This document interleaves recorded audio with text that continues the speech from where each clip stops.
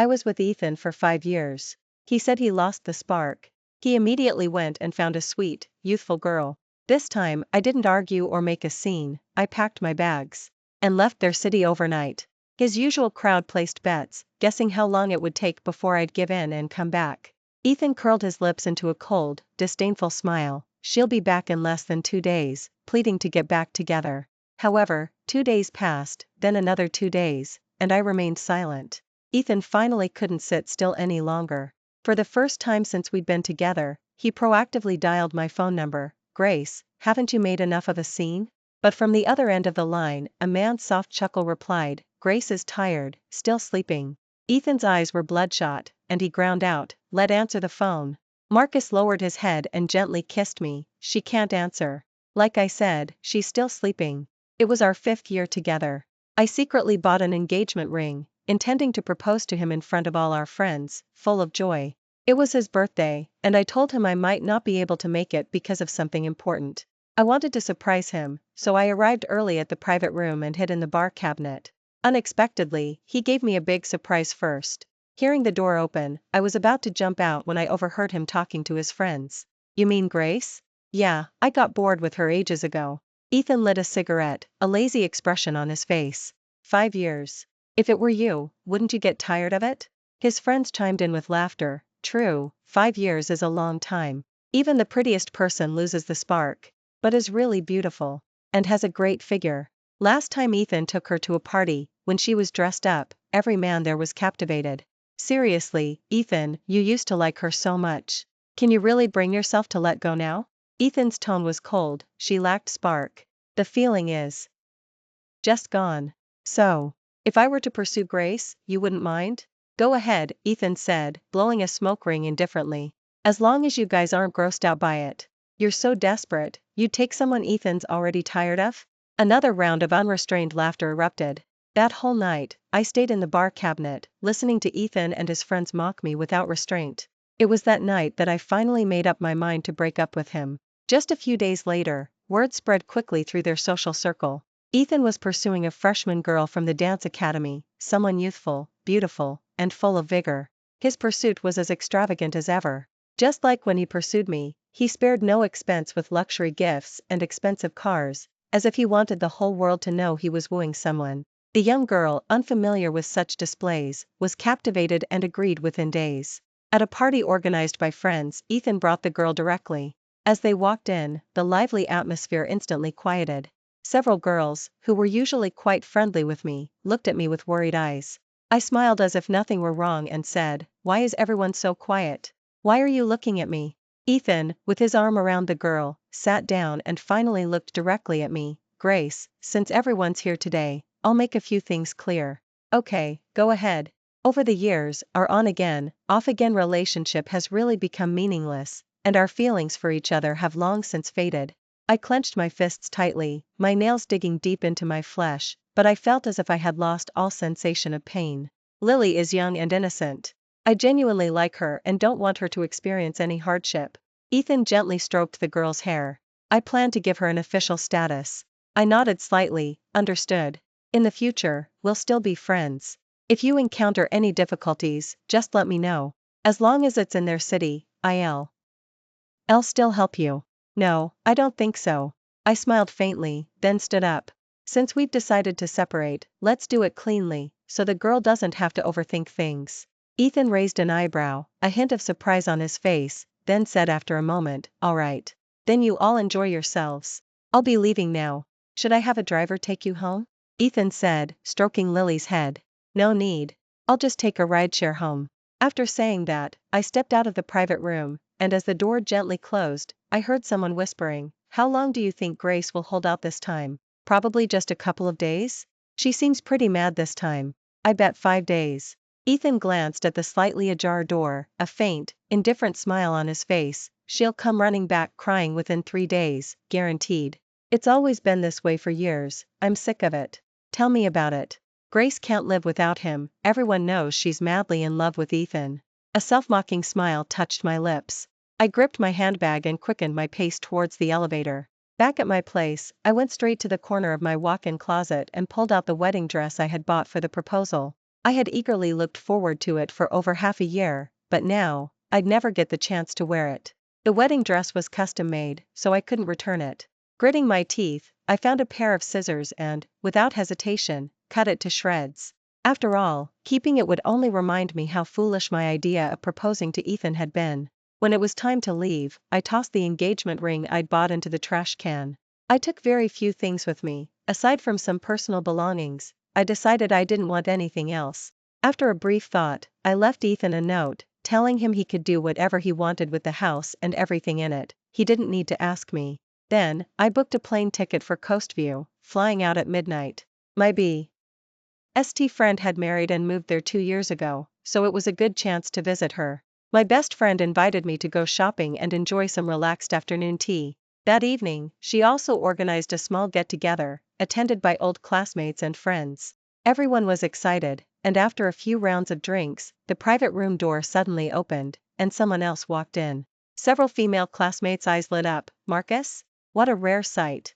Yeah, you busy man, how do you have time to grace us with your presence tonight? I was just discussing something next door and heard old friends were having a get-together, so I came to join the fun. As spoke, his gaze swept over me, then moved away. My best friend nudged me quietly. Grace, is Marcus here for you? I looked at the man through my slightly hazy, drunken eyes. He was a bit taller and more muscular than Ethan, wearing a long black coat over a matching business suit. His features were deep-set and handsome, his physique trim and well-built, and his legs long and powerful. I squinted at him for a while before looking away, shaking my head. That's unlikely. We haven't been in touch for years. My best friend, ignoring my protest, called out directly to Marcus. Mr. Marcus, after the party, could you possibly give Grace a ride home? We've all been drinking, and I really don't feel comfortable letting her take a ride-sharing app by herself. I looked up at Marcus, somewhat startled. Marcus's gaze swept over everyone and settled firmly on my face. After about 2 seconds, I saw him nod. Okay. Thank you so much, Mr. Marcus, my best friend said, smiling widely as she sat down and whispered in my ear. Grace, you wasted 7 years on one guy, that's a huge loss. Ethan can play around and cheat, so why can't you find someone new? What's more, Marcus is a quality man, it would be a shame to miss out on him. How are you so sure he and I will have a story? The way he looks at you, it's so intense, he sees right through you. Trust me, I've dated a lot of people, I have way more experience than you. Marcus drove me back to the hotel. Arriving downstairs at the hotel, I unbuckled my seatbelt and thanked him. Thank you for driving me back tonight. Marcus turned to me. It's nothing. I pushed open the car door, preparing to get out, when Ethan's heartless words from that day suddenly flashed through my mind. Somehow, on a whim, I blurted out, want to come up for a drink? As soon as I said it, I regretted it. Marcus abruptly kissed me in the elevator. I had already been drinking and felt a bit hazy. With his passionate and forceful kiss, I found it hard to breathe and almost choked. Gasping for air, my cheeks burning red, my legs felt so weak I could barely stand, so I clung to his waist tightly. There are security cameras. Marcus glanced at the camera, then quickly turned, changing his angle, and kissed me deeply again. As he unlocked the door, he suddenly stopped me. Grace, if you regret this now, I can still stop. Regret what? I looked up at him, stood on my tiptoes, and kissed the corner of his mouth. Marcus chuckled. He reached out, his thumb tracing the spot I had kissed. Then even if you change your mind later, it won't matter. Our first time, Marcus didn't even wait to get to the bedroom. My back pressed against the wall, rubbing a bit raw, and I couldn't help but bite him, my voice choked with tears. Marcus, be gentle. His hot palm supported my back. Finally, he gasped for breath and kissed my neck. I'm sorry, Grace, but I really couldn't control myself. 5 minutes later, I finally understood the meaning of his words. Marcus carried me to the bed. I buried my face in the pillow, laughing uncontrollably. Marcus, how long has it been since you were with a woman? Marcus gave me a serious look. It has been quite a while. I've been focused solely on work these past few years. I stared at him, filled with surprise, my smile slowly fading. A moment later, tears suddenly welled up. I'm sorry, Marcus, I brought my baggage to you. Grace, don't say that. Perhaps seeing me cry, Marcus became flustered. He frantically reached out to wipe my tears, but my tears flowed like a bursting dam, unstoppable. I shouldn't have gotten involved with you. But you already did. Marcus leaned in, cupping my face with both hands, his gaze fixed on me, his tone serious and unwavering. Grace, since you've gotten involved with me, you're going to see it through. It was my 5th day in Coastview. My friend Olivia from back home suddenly sent me a text message. Grace, when are you coming back? No plans to return anytime soon. Everyone really misses you. Chris's birthday is in a few days. Why don't you come back for a get-together? Forget it. Please tell him I'll send a gift back.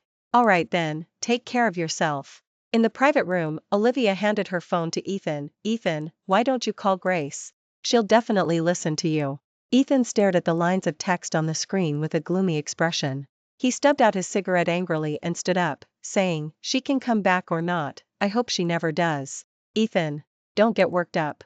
Grace must feel hurt. Yeah, this time she even blocked your phone number.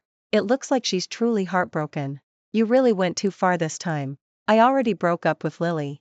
What more does she want? Ethan suddenly erupted in a fit of rage. Listen up, nobody is allowed to contact her again. Okay, no contact, no contact. Don't ruin your health. You were just hospitalized for stomach bleeding a few days ago from drinking. Finally, he grabbed his jacket and stormed out, slamming the door. Walking downstairs, the cold wind lashed against him, but Ethan still felt his rage wouldn't dissipate. That woman, Grace, really had guts. 5 days, not a single phone call or text message. Was she serious about this? Ethan, his face livid, dragged Grace's phone number into his blacklist. Humph, you better not come back pleading me. This time, I absolutely won't go soft on you like before. Marcus called just as I finished typing the last paragraph and clicked to format it. Since college, I had been writing columns for magazines, becoming somewhat well known. So, after graduation, I chose to be a full-time writer. Thanks to this writing talent, my income was decent. My work hours were flexible. As long as I had my laptop, I could go anywhere I wanted. Because of this, after the breakup, I didn't have to stay put, downcast and sad. Grace, what do you feel like eating tonight? Marcus's voice clearly reached my ears, and the fatigue from the afternoon's work instantly seemed to melt away. My brain's about to break from thinking. I'm exhausted. You decide. How about we go for hot pot then? I found a place with amazing hot pot. I'm sure you'll love it.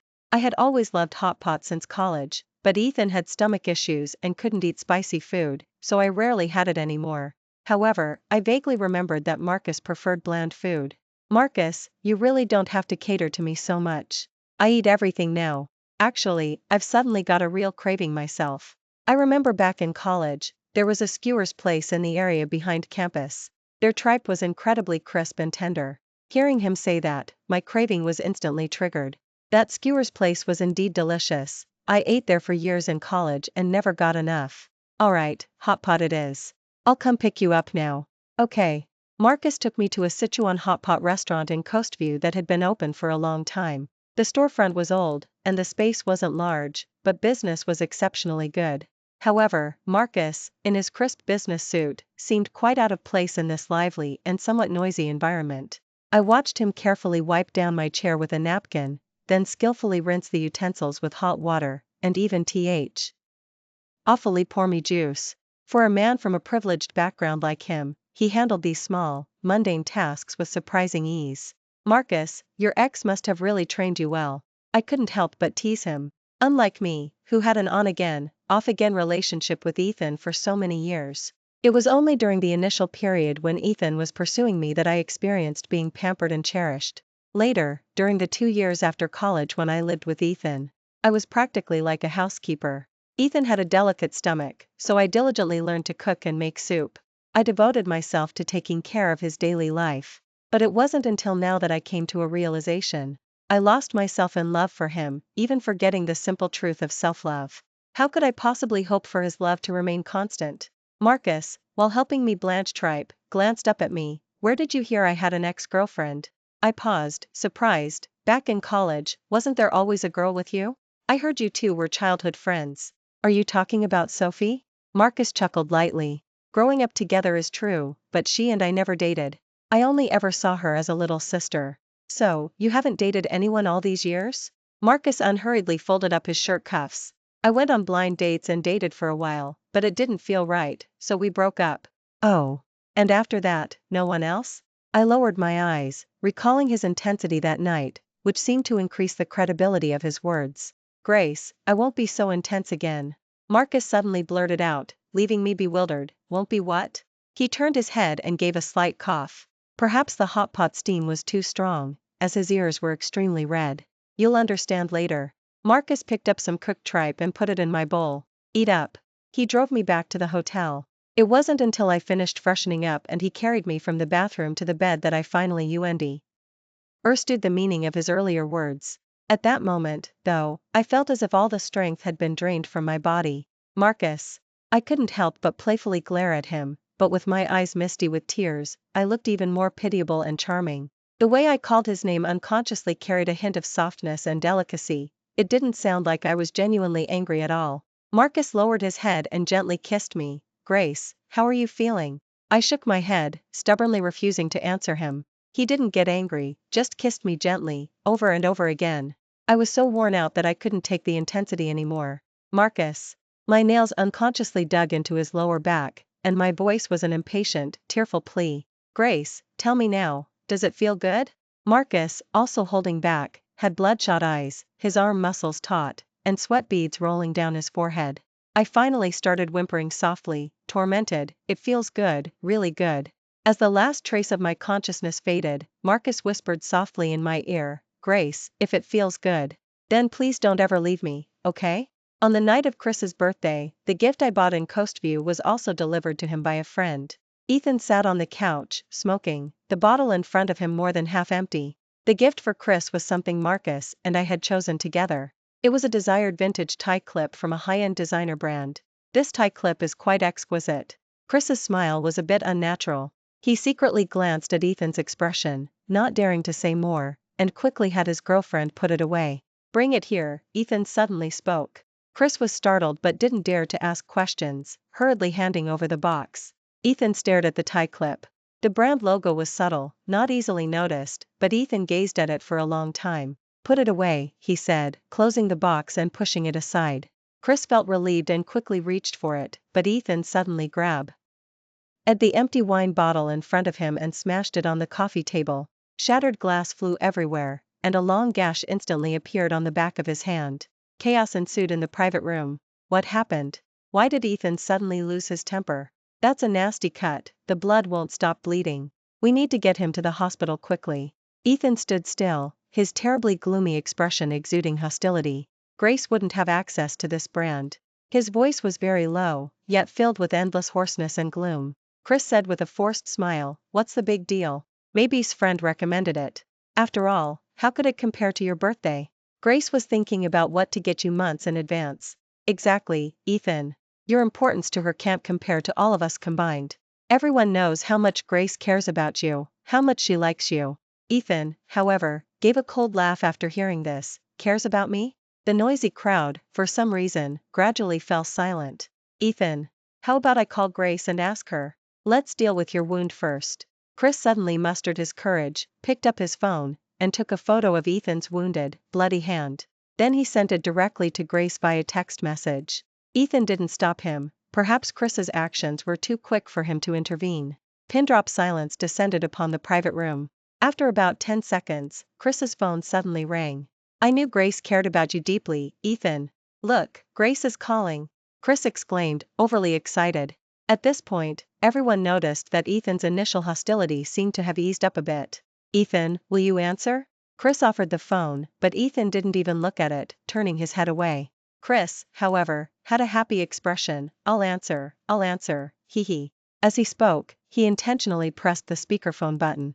The moment Grace's voice came through, Ethan's lips instantly pressed tightly together. Chris, what's wrong?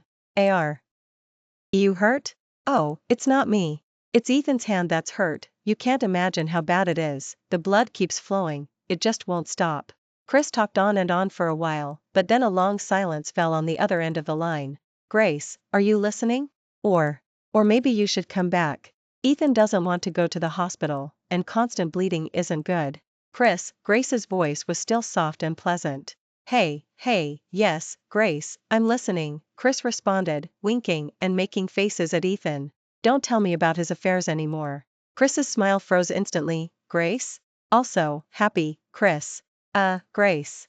You, hey, Don't hang up, Grace. However, the dial tone of the hung-up call clearly reached everyone's ears. Chris was completely dumbfounded, holding his phone as if it were a ticking bomb. He was filled with such regret, wishing he could slap himself. Why had he meddled in others' business? Now look, he had caused a lot of trouble.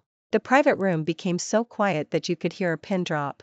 Ethan calmly scanned the room, asking with a half-smile, "Everyone silent as a clam?"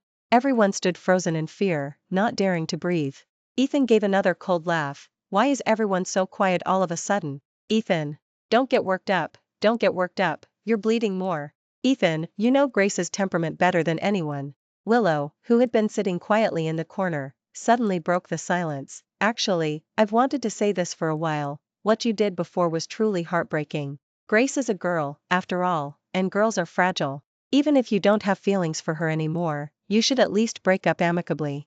"Who said I wanted to break up amicably with her?" Ethan laughed, his tone mocking and sinister. "She was with me for 5 years. Even a dog gets attached after 5 years." Willow chuckled softly. "Then have you ever considered how many 5-year periods a girl has? Besides, she's a person, not a dog. What if Grace really never comes back?" "Impossible." No one noticed the subtle tremor in the tail end of Ethan's words. What in this world is truly impossible? Once a heart is completely broken and cold, it's hard to warm it up again. "Ethan, don't do something you'll deeply regret." After finished, she didn't linger. She picked up her bag and stood up to leave. Victor, who was sitting not far away, watched her with a cryptic gaze. His wife of 2 years. Was she speaking out for fairness for Grace? Or was she triggered by the scene, complaining that he, Victor, wasn't good enough as a husband? "Victor, aren't you going to see your wife off?" Victor curled his lips and lit a cigarette. "Who's your wife?" "My wife is on a film set right now, filming. She won't be off the production set until next month. Just keep stirring up trouble." His friend shook his head helplessly. Victor was non-committal. Willow and Grace were different. Grace had the ability to earn her own money, but Willow couldn't escape her family background. As soon as I hung up the phone, Marcus embraced me from behind. He rested his chin on my neck, gently rubbing, but didn't say a word. I couldn't help but smile. "What's wrong? Grace, will you get back together with him?" I lowered my head and was silent for a moment. "If I say absolutely not, will you believe me?" Marcus lowered his gaze, his prominent nose rubbing against my cheek. "I hope I can believe it." "Marcus, I have my pride and self-respect too. Do you still have feelings for him then?" I thought seriously for a moment. To say all feelings are gone wouldn't be realistic, after all those years together. Marcus suddenly bit me gently. "Don't say any more, Grace. Let me finish." But to say this feeling is reluctance or unwillingness to let go, it doesn't seem to be that either. I toyed with Marcus's hand. After we broke up, I wasn't that heartbroken or in pain. Perhaps I had already stopped loving him. Maybe, from the moment he started being perfunctory in our relationship, I was already prepared to break up. "I won't be like that." Won't be perfunctory, won't cheat, won't make you cry, won't make you sad." Marcus held me tighter and tighter. Finally, he kissed me again. "Grace, be with me." But I didn't respond to his kiss. In the end, I gently pushed him away. "Marcus, I'm sorry." "Why are you saying sorry?" He looked down at me, his eyes a little red. "It's my own issue." I avoided his gaze. "I don't want to get involved with relationships anymore." "Then what were we doing all this time?" Marcus gripped my shoulders, his voice trembling. "Grace, what do you take me for?" I clenched my fists tightly, taking a deep breath. "Let's just say we're mutually benefiting. If you're willing, we can continue this kind of relationship. If you meet someone you like, you can end at any time." "What kind of relationship? A tool to satisfy physical needs?" You could see it that way. I didn't dare to look up at him, afraid I'd burst into tears. "Marcus, I'm really sorry. If this arrangement makes you uncomfortable, I'll leave immediately. I promise I'll never bother you again." Marcus's eyes were bloodshot. He slowly let go of my hands and stumbled back a step. He seemed to be trying to force a smile, but it was like a shattered mirror, full of desolation. "Grace, you know that's not what I want." "I'm sorry." He suddenly turned around, grabbed his long coat, and walked out the door. I instinctively took a step forward to chase him but stopped myself. Marcus walked all the way to the door. The moment his hand gripped the doorknob, he suddenly turned back to look at me. He even managed a seemingly comforting smile. "Sorry, I just need to be alone for a bit." I nodded. "Okay, I won't bother you." Marcus left, but I felt as if all my strength had been drained, slumping onto the couch. There was an indescribable feeling in my heart, extremely uncomfortable. But I also realized with years in clarity that I truly didn't have the courage right now to love someone again with no reservations, wholeheartedly, and to start a new relationship, like before. I was genuinely scared, afraid that in the end, we'd just grow tired of each other, weary of the sight of one another. Afraid that the way that person looked at me would gradually change from initial fiery passion to cold distance. I really didn't want to repeat the same mistakes. But I shouldn't have gotten involved with Marcus so easily. If I had known from the beginning that he had feelings for me, I definitely wouldn't have let him drive me back to the hotel that night. It was already 3 in the morning. Marcus drove back to the hotel where Grace was staying. He got out of the car but didn't walk straight into the hotel. Instead, he leaned against his car and lit a cigarette. Countless windows in the hotel were lit, and he couldn't tell which one belonged to Grace. But he knew she was here, in Coastview, under the same sky as him. If he just walked into the hotel, he could see her within 10 minutes. Just thinking about it filled him with an inexplicable joy and satisfaction. Actually, it only took him a couple of days to figure things out. He easily found self-forgiveness. Grace had just ended a deeply painful relationship. It was completely normal for her not to want another one. Her disappointment and resistance towards men, dating, and even marriage were entirely human nature. Perhaps he had been too eager, shouldn't have pressured her so much. If she felt comfortable and at ease maintaining this kind of relationship for now, then so be it. He actually didn't mind not having an official title. After all, what in this world was more painful than unrequited love? If anything, it was a year and a half ago, when he learned that Grace and Ethan had started living together. That's when he truly resolved to let go. So he tried blind dates, met new people, wanting to emerge from the shadow of that relationship. But after trying, he found he simply couldn't, so he decisively gave up. Since then, no matter how much his family urged him, he never entertained such thoughts again. If hadn't broken up and then come to Coastview, if she hadn't invited him up that night, perhaps he would have been alone his entire life. Marcus stubbed out his cigarette.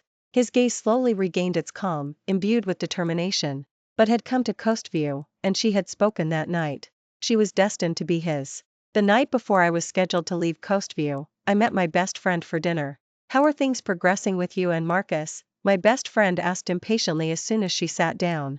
I cut her off. I really shouldn't be a burden to someone. I'm not interested in dating right now, and marriage is completely out of the question. Grace, why are you torturing yourself for someone else's mistakes? Besides, it's not fair to Marcus to be like this. They say one generation plants trees for the next to enjoy the shade, and that's true, but it's not right for an ex's misdeeds to curse the current partner. Ethan was certainly a scumbag, but Marcus is a good man to entrust one's life to. Why do you have preconceived notions about Marcus just because of Ethan? It's not that I'm prejudiced against him, it's just that I haven't gotten over that hurdle in my heart. You haven't just not gotten over that hurdle, you were deceived for 5 years by that scumbag Ethan, and it's made you feel like you don't deserve true love and happiness at all. I was stunned by her words. Could it really be like that? Was it the pain and entanglement from all those years of anxiety over gains and losses and on-again, off-again relationships? Because of deep insecurity, I became overly suspicious. To the point where I was subconsciously suspicious of everyone and the whole world, convinced that I could never receive wholehearted love. But why couldn't I have genuine love? Those who betray true feelings should be punished, while those who take relationships seriously will surely find a new door of hope opened by heaven. Sweetie, do you know how amazing you are? My best friend hugged me tightly, gently swaying me. You're so beautiful, you have a great figure, you could earn your own money and support yourself in college, and you even looked after me. You're beautiful, capable, and kind. If I were a man, I'd fight tooth and nail to marry you. You deserve to be loved, Grace, to be cherished and pampered by the best man. Instead of wasting your time and emotions on a man like Ethan, trust me, sweetie, he'll definitely regret it. For the rest of his life, he'll never be able to let go of losing you. Now, call Marcus immediately. I gazed at my best friend, my eyes slowly growing warm and moist. But, what if Marcus and I end up repeating the same mistakes? You won't. Why are you so sure? Because I firmly believe that a man with strong self-control, who would rather go without than make do in love, would never be foolish enough to lose his beloved girl once he has her. Are you comparing him to that idiot Ethan? I quickly shook my head. He was certainly not Ethan. So, go ahead and call him now, sweetie. You have no idea how happy he'll be. I could imagine Marcus being very happy. But I never expected that the group CEO, who took over the family business in his early 30s and had an outstanding performance, would be as delighted as an innocent child the moment he received my call. My best friend looked at me, her face full of smiles. "Grace, happy?" I nodded in response, "I guess. I really am quite happy." "See, you're happy, and Marcus is even happier. Isn't that perfect?" My best friend suddenly burst out laughing. "Just thinking about how much Ethan will regret this in the future, I could burst into joy right now." "Not necessarily, maybe he already has someone new." I chuckled softly. "Grace, let's not mention him ag. Ein." At that moment, I could actually say those words with such calm. It was as if that person was truly no longer connected to me at all. As car pulled up downstairs, I happened to be walking out of the restaurant. He stood in the night breeze, extending his arms to me. I stopped and looked at him. I had to admit, he was truly handsome. Every part of him was exactly to my taste. Men could play around and cheat before breaking up, and seamlessly move from one relationship to the next without it being considered a serious flaw. So, there was nothing wrong with me starting a new relationship after breaking up. I walked towards him, and he impatiently strode towards me. In the bustling crowd, Marcus and I embraced tightly, as if in a world of our own. I could clearly feel his heart pounding intensely. He cupped my face with both hands, gazing at me with burning intensity. "Grace, what am I to you now?" I deliberately teased him. "What do you think? Friends with benefits or boyfriend?" After asking, he didn't wait for my answer, burying his face in the nape of my neck and murmuring softly, "Never mind, don't answer. I don't want to know the answer right now." My hand gently wrapped around his waist, pulling my body closer to his. "Are you really sure you don't want to know? Boyfriend?" Ethan's car stopped at the entrance of a small alley. He pushed open the car door and slowly walked deeper into the alley. There lived an old embroiderer whose family ancestors specialized in embroidering garments for the royal court. Now old and no longer easily taking commissions, she rarely accepted work, but had ways to persuade the old woman. The wedding dress Grace had damaged earlier was sent to the master artisan half a month ago. It was almost fully repaired today. As he walked, he recalled what his friend had said a few days ago. It was true, most girls dreamed of wearing a beautiful wedding dress and walking down the aisle with their beloved. He and Grace had been together for so many years, yet he had never thought of preparing such a surprise for her. He hadn't even realized that Grace had once fantasized about wearing a wedding dress with him for a beautiful future. He had indeed gone too far recently. The women who appeared by his side were nothing more than a casual fling. He was never truly serious. Even, who caused Grace to leave decisively, only held his novelty for 3 days. After a short time together, he felt the novelty quickly wear off, and he could never let go of Grace in his heart. After so many years together, he had indeed felt tired and annoyed at times. But some people are like colorless, tasteless, yet vital air. Only when they're gone do you realize how precious and irreplaceable they are. In the days since Grace left, he'd been lacking interest in everything he did. When he went out with friends, all he could think of was her. Especially when he was drunk, if Grace were there, she would pretend to be angry and stop him. If she really couldn't stop him, she would still make him a bowl of hot soup late at night, letting him lean on her lap as she gently rubbed his temples. Her soft and delicate fingers, her grumbling filled with concern, things he once found annoying, he now missed immensely. Ethan thought, when Grace came back this time, he would definitely propose to her. He actually understood long ago how much Grace yearned to marry him. If he gave her the promise of marriage, she would surely feel at ease and forgive him. The old embroiderer's craftsmanship truly lived up to its reputation. The wedding dress had been restored, looking almost exactly as it did before. As finished paying and was about to leave, his phone suddenly rang. He suddenly felt nervous without reason, and only when he saw his friend Chris's name light up on the screen did his racing heart slowly calm down. "Ethan, there's something I've thought about for a long time, and I've decided to tell you." "What is it?" "Don't get worked up when you hear it.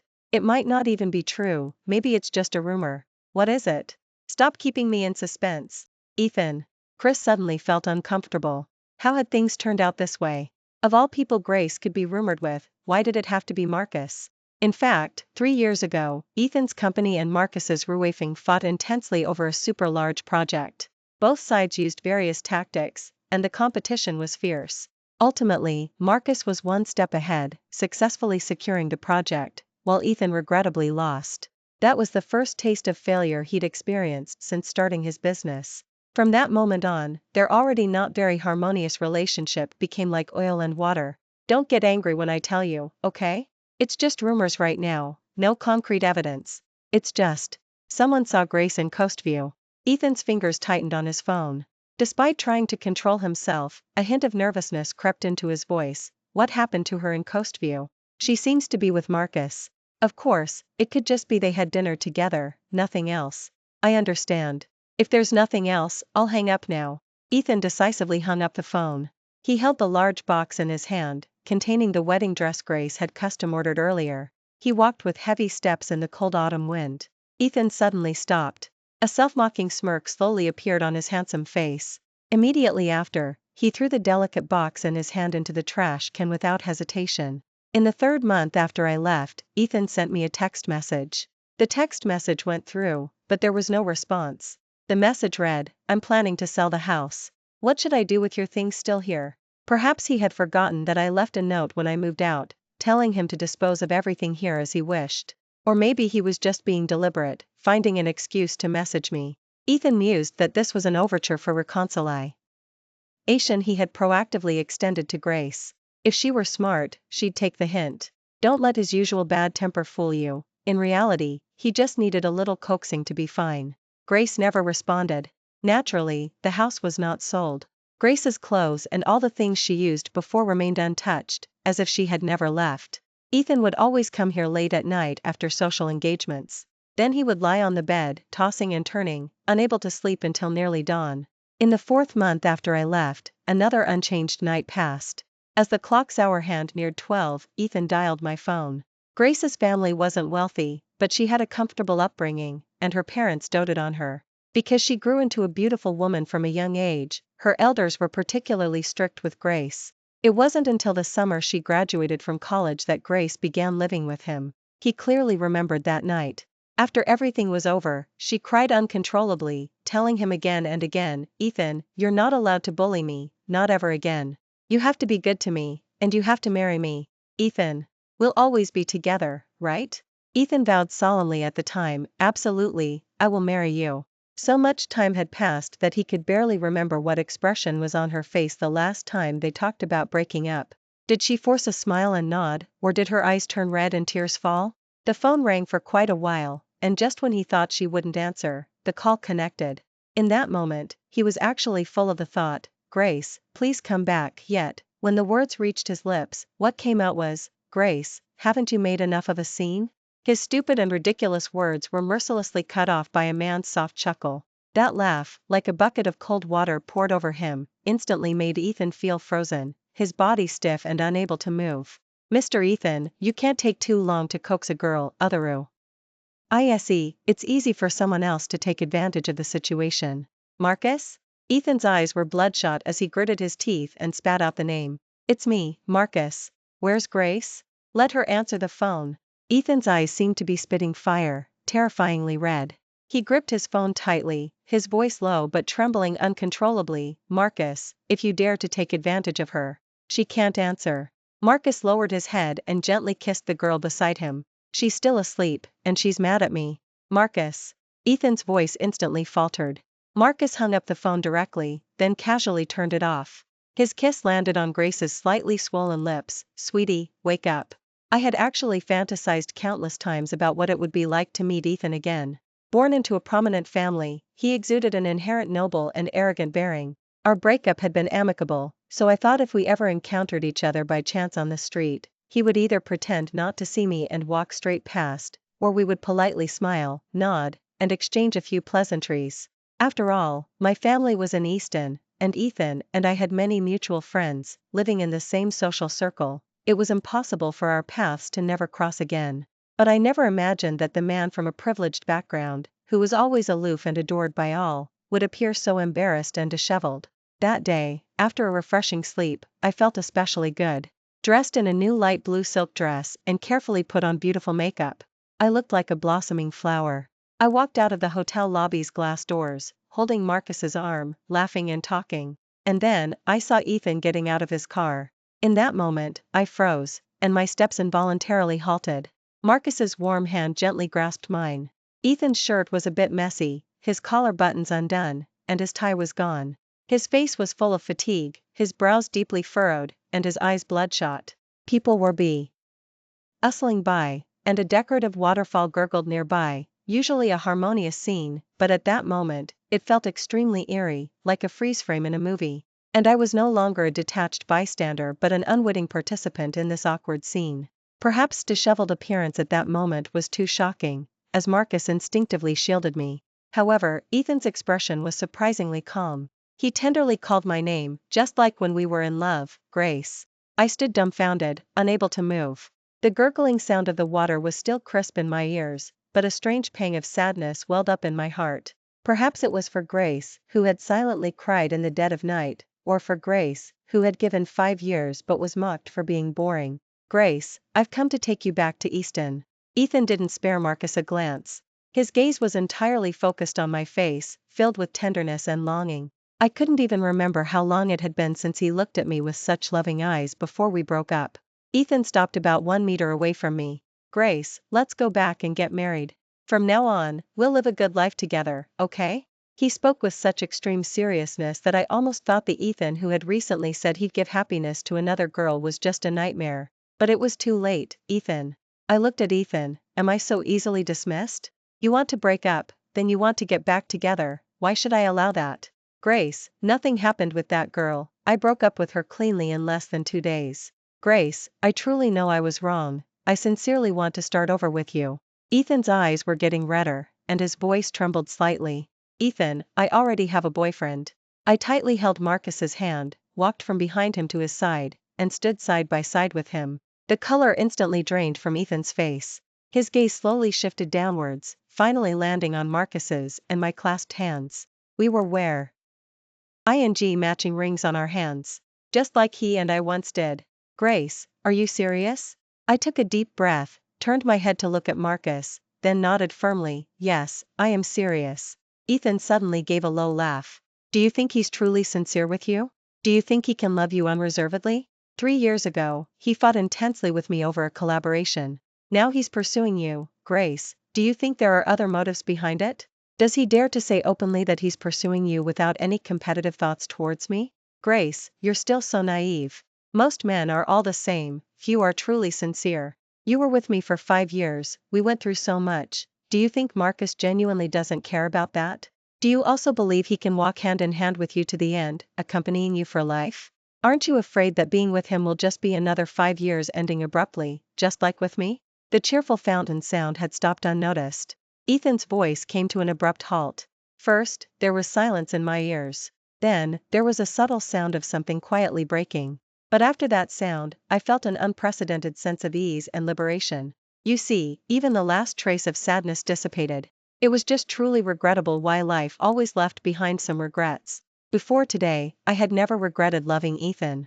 For better or worse, it was all a part of my life. But at this moment, I couldn't help but deeply regret it. Why, in 5 years, had I failed to see that Ethan, deep down, had never truly respected me? Marcus held me close, his eyes filled with concern. My face was a bit pale, but I still shook my head at him, forcing a smile. I'm fine, Marcus. Sweetie, please go wait for me in the car. I'll handle this here. I want to be with you.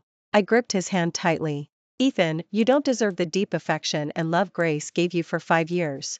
Perhaps it was that sentence that completely ignited Ethan's rage. He had never been so out of control, speaking without thinking. What about you, Marcus? You're with a woman who was with me for 5 years, and you have the nerve to be arrogant in front of me? What do you even like about her? Do you genuinely like Grace, or are you just after her because she was Ethan's woman? Marcus swung a punch at Ethan's face. And wouldn't just take that. The two instantly got into a brawl, and soon, both were bruised and battered. Hotel security rushed over and took a lot of effort to separate them, but the 2 men still glared daggers at each other, refusing to back down an inch. Enough. Can you stop? I cried out in anger and frustration. Ethan had a terribly gloomy expression. Grace, you saw it. Marcus threw the first punch. I looked coldly at Ethan and walked up to him. I slapped him hard across the face. I must have been blind for 5 years to ever have fallen for you. Grace. Ethan's eyes were red. Don't ever appear before me again, now I find even looking at you repulsive. After saying that, I turned and walked toward Marcus. All of Ethan's pretense of strength instantly crumbled. The look in his eyes was full of desolation and sorrow. Yet I only felt disgusted. He wasn't like this when he had someone else break up with me. Marcus suddenly let out an exaggerated yelp. Grace, quickly look at me, will my face be disfigured? I quickly turned my head. The man in front of me had blood at the corner of his mouth, his eyes were bruised and swollen, and bloodstains still clung to his chin. He looked quite alarming. I quickly took out a napkin from my bag and carefully wiped him. It hurts. Grace, be gentle, gentle. Marcus deliberately pretended to be in pain, gritting his teeth. Serves you right. I lightly chided him, yet my hand movements unconsciously became a bit gentler. It looks like you'll have to go to the hospital for stitches. Then you have to come with me. I get dizzy at the sight of needles. He looked at me pitifully. I rolled my eyes at him, but in the end, I nodded. Ethan didn't say another word. The setting sun's glow stretched his lonely shadow on the ground. In that moment, he clearly realized that Grace truly didn't love him anymore. Willow's casual question that day had now come true. Grace would never come back to him. He had always thought he could easily let go of their 6-year relationship. He had always believed he was the one who had always been in control of this relationship. He had always thought everything was under his control. But it wasn't until this moment that it suddenly dawned on him. The one who truly couldn't let go was Ethan. I watched Ethan turn and slowly walk toward his car, his desolate figure gradually disappearing from sight. The evening sun had been completely swallowed by the horizon unnoticed. Ethan's car drove further and further away, finally disappearing at the end of the road. On the night Marcus proposed, he drank a lot, held me tightly, and said so many things. But the only words that truly stuck with me were those 2 simple sentences. Grace, we won't just have 5 years. Grace, we have a lifetime. In the moment of making vows, everyone undoubtedly truly thought so. Yet later, when breaking vows, they'd think, who really takes vows seriously anyway? But I chose to believe Marcus. More than that, I chose to believe in myself. Believing I deserved to be cherished, believing that true love would finally not be betrayed. Days flowed forward like a gentle stream, and my life with Marcus was full of warmth and sweetness. Marcus consistently lived up to his promises with his actions. By his side, I truly felt cared for and cherished, and all the past hurts gradually healed in this warmth. As for Ethan, I heard he had remained alone, living in the apartment we once shared. Thank you for listening to today's story. If you enjoyed this video, please give it a thumbs up and share it with your friends. We look forward to hearing your thoughts in the comments below. Feel free to share your opinions, and don't forget to subscribe to our channel for more exciting stories. See you next time.